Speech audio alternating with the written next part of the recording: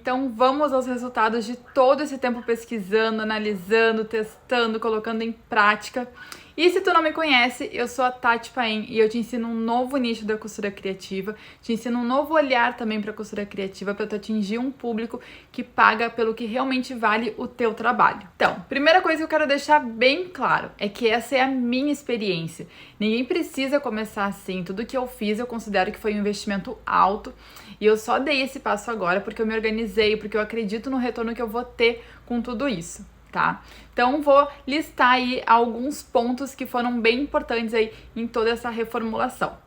Primeiro deles foi a mão de obra. Por muito tempo eu busquei alguém para me ajudar na produção, né? A produção é uma coisa que toma muito tempo em marca autoral, quando tem a produção artesanal, então a produção realmente demanda muito tempo. Então, eu busco alguém já faz anos. Eu já tentei de todas as formas que tu possa imaginar. Fazendo vídeo, antes mesmo de eu ter curso, mandando material cortado, uma peça pronta, pedindo pra pessoa fazer em casa, né? Fazer igual a peça, me perguntar qualquer coisa. A pessoa sequer viu os vídeos, veio uma peça tipo sem os detalhes que eu falei tanto para ser cuidado, né?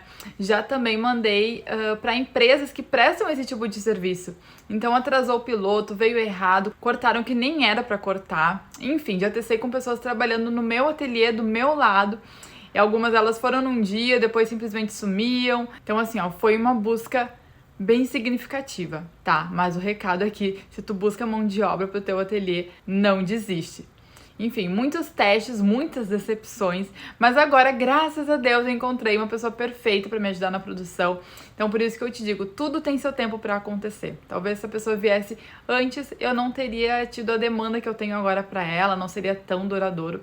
Então, tudo aconteceu no tempo certo. E foi bom também para eu aprender com os erros que eu cometi anteriormente. Segundo ponto importante, os produtos. Eu queria atualizar os produtos, né? Alguns deles, mudar detalhes, padronizar alguns acabamentos, colocar mais ferragens em alguns dos produtos, mudar o material. E para fazer isso tem que ter tempo de pesquisa, buscar várias referências, então testar na produção os produtos para ver se eu conseguia fazer na máquina que eu tenho, se precisava de alguma ferragem específica. Então, principalmente, esses pontos são bem importantes quando tu quer mudar aí a tua linha de produtos. Terceiro ponto, material.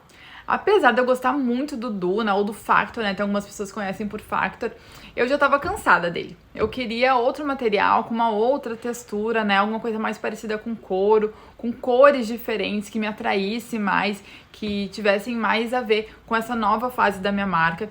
Eu testei alguns sintéticos. Quando eu gostava da textura, não tinha todas as cores que eu queria. E se eu gostava das cores, eu achava muito batido já em outras marcas, como eu busco muitas referências, né?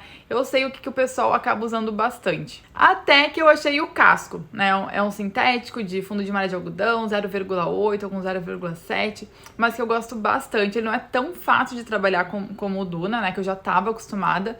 Mas é importante também testar, né? Testar na costura, testar personalização. Por exemplo, se tu trabalha com filme de recorte, tem que ver se não vai ficar marcado. O Duna era um que era bem sensível para marcar, né, com aquele ferrinho. Se tu faz bordado, é importante tu bordar esses testes para ver se não vai ficar enrugado. Enfim, muitos testes foram feitos por aqui para achar o material ideal, porque alguns deles também, quando a massa ele quebra, fica marcado. É importante fazer muitos testes. Outro ponto muito importante são as fotos. Então, depois de decidir os materiais que eu ia usar, os produtos que iriam para o catálogo oficial da marca, foi a vez de pensar nas fotos. Eu fiz todos os produtos em algumas cores. Como a produção no geral é sob demanda e eu não tenho grande estoque, né, nem de material, enfim, e eu queria que o meu site fosse o mais completo possível. Então, eu produzi o máximo, né, que eu podia de variedade de todos os produtos com variedade de cores para conseguir fotografar e colocar isso no site. Mas, além das fotos do site, que é muito importante ter uma foto, né, bem feita e tal, profissional, eu queria fotos de contexto, né, usando os produtos, gerando desejo pelas clientes. Então, é importante pensar em tudo isso. Então, eu pesquisei vários fotógrafos, eu fiz fotos em estúdio, eu fiz principalmente para o site, né? E fiz também algumas composições de produtos, justamente para o cliente olhar um produto, ver que combina com o outro, já levar um kit completo. E fiz fotos em outro estúdio, mas usando mesmo o produto de fato. Agora vamos a um ponto muito importante que eu sei que muita gente quer saber sobre o nome da marca. Então vocês sabem, né? A minha marca agora é a Simetria. Antes era Tuta Bag. Antes era Tuta Criações, passou para Tuta Bags, agora é Simetria. Eu sei que muitas de vocês querem saber como que foi esse processo, né? Mas é exatamente o que eu tenho dito aqui. Isso é uma construção, não foi do nada. Ai, acordei, ai, Simetria, acho lindo.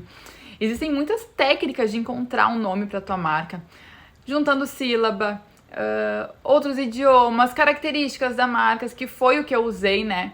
Em determinado período da construção da minha marca, eu fiz uma lista de várias palavras que poderiam me ajudar no nome escolhido.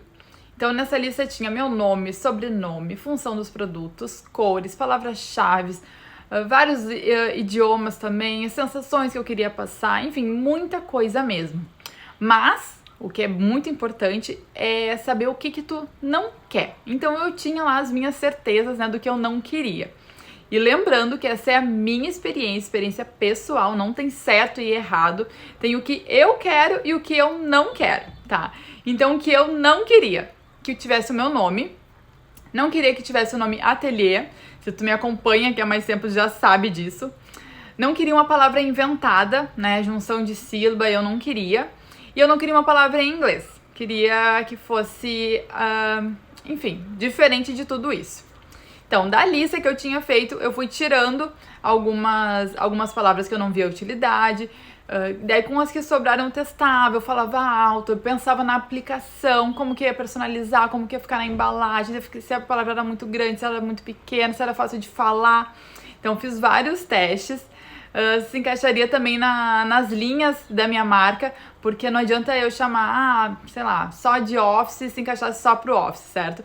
Então tinha que encaixar em todas as linhas que eu trabalho hoje na minha marca. E com tudo isso eu encontrei a Simetria. A Simetria, ela fala muito sobre a característica dos meus produtos, que era uma coisa que eu buscava, que eu acho bem importante. Então eu testei várias vezes. Claro que eu fui perguntando para algumas pessoas mais próximas, algumas torceram o nariz, achavam que eu nem tinha que mudar o nome, que eu tava inventando moda. Mas eu queria e a decisão era minha porque eu sou a autora da minha marca. E essas pessoas que se acostumassem. E pronto, com o nome definido, agora foi a vez de entrar na parte da identidade visual, que é uma coisa que eu gosto bastante também. Então esse é um outro ponto muito importante, a identidade visual. Eu contratei uma agência para fazer toda essa parte, eu mandei tudo que eu já tinha, né, tudo que eu tinha construído da minha marca até aqui, todas as sensações. A Rebeca, que foi quem fez todo o processo, toda a pesquisa, todo o visual da marca, ela conversou muito comigo, a gente fez algumas chamadas de vídeo e tal, para entender o que eu queria transmitir com a marca, e foi desenvolvendo toda essa identidade visual linda que eu sou apaixonada. Ao longo do processo dessa construção visual tiveram vários ajustes, vários alinhamentos. Eu sou uma pessoa que consegue imaginar várias coisas. Tenho muitas ideias, mas na parte de colocar no papel, de ver materializado, às vezes eu não gostava mais. Eu digo, era isso que eu tava imaginando, mas eu não gostei. Pronto, eu não gostei. Então eu tenho essa dificuldade. Então foi um pouco difícil, né? Eu criei um pouco de expectativa, daí tiveram alguns ajustes para serem feitos. Mas um pouco de paciência, conversa e ajuste, deu tudo certo e ficou tudo muito lindo. Outro assunto muito importante para mim era sobre as embalagens. Eu queria sair da sacola tradicional, né, com aquele logo na frente, as cores da marca. E no primeiro momento eu não queria tirar muito aquela cara do artesanato, da produção artesanal, que é o que eu falo bastante. Eu queria deixar uma parte da embalagem de craft, mas com uma cara um pouco mais elegante, né, que se fosse realmente a cara da simetria. Então a minha primeira ideia foi essa da foto aqui. Mas depois de pesquisar bastante, várias referências, de fazer orçamentos desse modelo, eu achei que não seria tão viável, não combinaria tanto com a marca. Daí, pesquisando, eu encontrei esse vídeo aqui, que eu achei o máximo. Provavelmente é uma marca de joias. Eu achei muito delicado, né, a forma de embalar, de fechar e tal. Gostei bastante. Então eu comecei a procurar fornecedores, falei com vários, pesquisei sobre materiais, gramatura de papel, acabamento das embalagens, formatos, tamanhos. Eu visitei alguns fornecedores para entender de perto a diferença que ele falava de um papel para o outro, né? Porque eu sou bem leiga nessa parte, mas fui pesquisar para conseguir entender, até para pedir orçamentos, enfim. até que eu encontrei um que atenderia o meu pedido, que faria no formato que eu queria muito, e esse foi o resultado dessas embalagens lindas e marcante, que era o que eu tava procurando mesmo para simetria. Então, esses foram meus principais resultados da reformulação da minha marca autoral. E agora eu tô realizada com ela, acredito muito no retorno que eu vou ter, que eu já estou tendo com a minha marca. E um recado bem importante pra ti, eu não começaria desse ponto há 7 anos atrás, quando eu comecei a empreender com a costura criativa. O que eu construí até aqui foi de acordo com o amadurecimento meu, da minha marca, de como eu queria, de fato, me dedicar a ela, né? Eu poderia ter começado de uma forma mais inteligente, mais profissional, mais intencional, que não foi o que eu fiz há muito tempo atrás. E dá pra fazer isso com pouco investimento. Claro que ao longo do tempo, amadurecendo a tua marca, tu vai investir cada vez mais, é natural, né? Mas eu espero que tu aproveite esse vídeo, que tu te inspire, e eu quero que tu me conte nos comentários quais ideias tu teve para melhorar ainda mais a tua marca autoral. E aproveita também para me acompanhar nas redes sociais e aprender um novo nicho da costura criativa e tornar a tua marca autoral única.